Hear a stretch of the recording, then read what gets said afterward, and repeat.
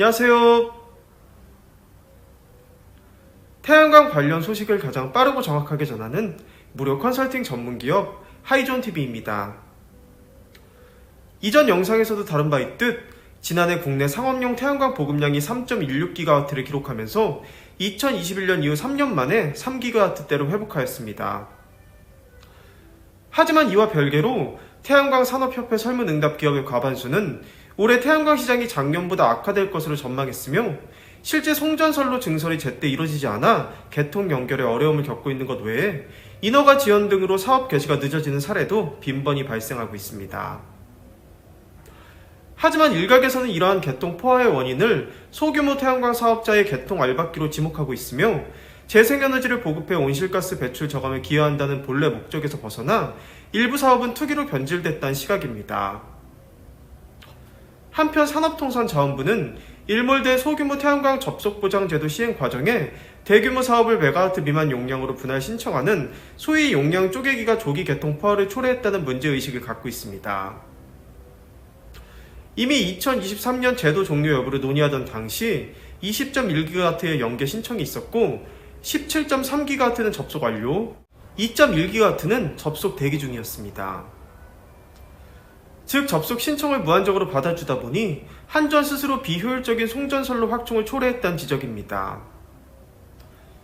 특히 사업자들이 용량 쪼개기에 나선 배경은 앞서 말씀드린 소규모 태양광 접속 보장제도와 한국형 FIT 제도 등 1MW 이하 발전시설이 유리한 정책이 더 많았기 때문입니다.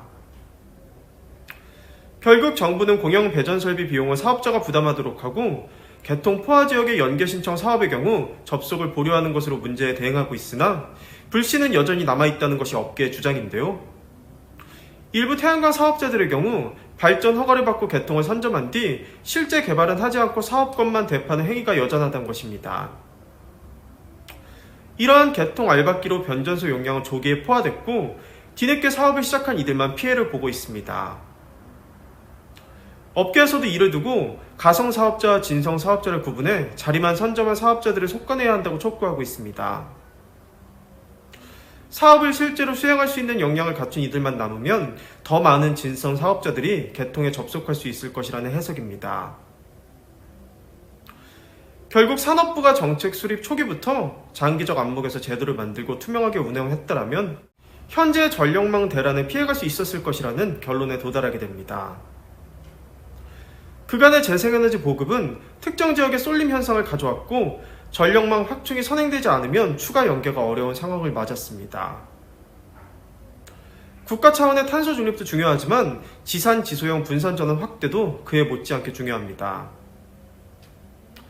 산업부는 국내 실정에 맞게 전력 수급 계획을 재수립하고 한전은 전력망 알박기를 집중 단속해 선로 확충에 나서야 하며 사업자들 역시 기존의 농촌 지역을 벗어나 개통 여유 지역인 산업단지로 눈을 돌리는 등 이제는 너나 할 것 없이 모두가 개통 확보를 위해 힘을 모아야 할 때입니다. 지금까지 영상이 도움이 되셨다면 구독과 좋아요, 알림 설정, 선한 격려와 응원의 댓글까지 꼭 부탁드리겠습니다. 구독과 좋아요는 영상 제작에 큰 힘이 됩니다.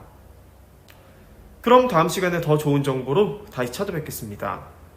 감사합니다.